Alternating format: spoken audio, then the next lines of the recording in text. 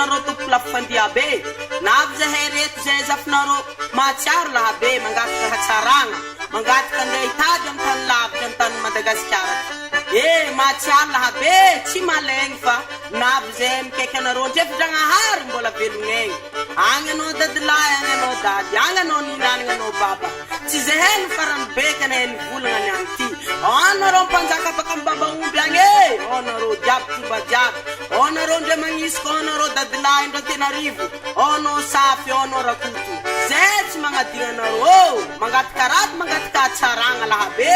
niany andrany any ty amy juma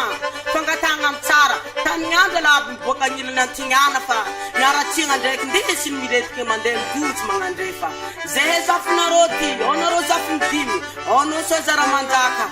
anao ndre misara efadahy zay zafinareo na mangatika tsaragna aminareo agnano lamalama zay ty dade aba anao utafita mirato azo raha manjary ny mitady azo ariagna presy tompoko lafandianareo mansoasy anjaka amy tanitsika ty